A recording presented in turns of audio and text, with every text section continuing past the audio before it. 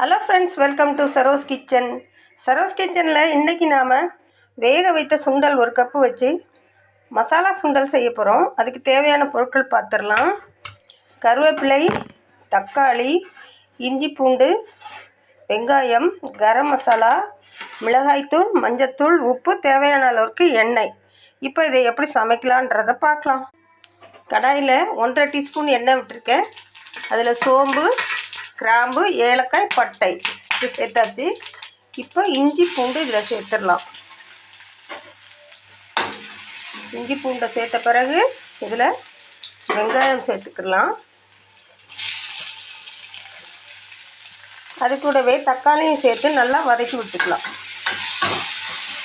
இப்போ நல்ல ஒரு வாசனையாக இருக்கும். இது மத்தியானம் லஞ்சுக்கு இதை சைடிஷாக நம்ம யூஸ் பண்ணிக்க போகிறோம்.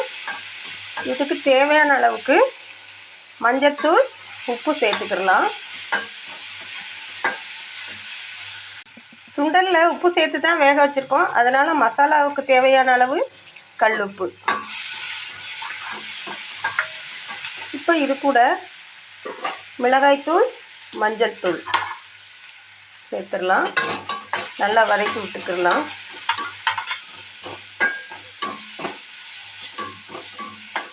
இது கூடவே நம்ம வேக வச்சு எடுத்துருக்க சுண்டலை சேர்த்துடலாம். வெள்ளை சுண்டல் ஒரு கப்பு சேர்த்துருக்கேன்.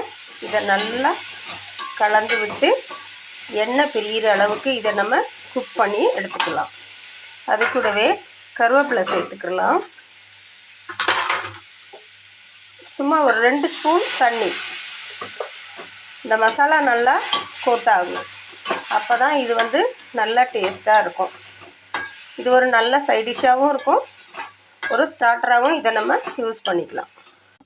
இப்போ பாருங்கள், இந்த மசாலா சுண்டல் நமக்கு சூப்பராக ரெடி ஆயிடுச்சு.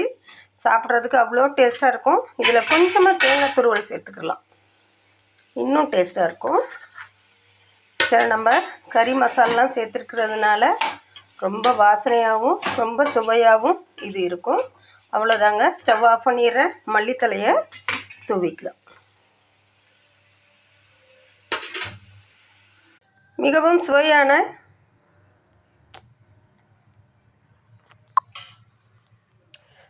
சுவையான மசாலா சுண்டல் ரெடி ஆயிடுச்சு. இந்த வீடியோ உங்களுக்கு பிடிச்சிருந்துச்சுன்னா லைக் பண்ணுங்கள், ஷேர் பண்ணுங்கள், கமெண்ட் பண்ணுங்கள், சப்ஸ்கிரைப் பண்ணுங்கள். தேங்க்யூ. மீண்டும் ஒரு நல்ல ரெசிபியில் உங்களை சந்திக்கிறேன்.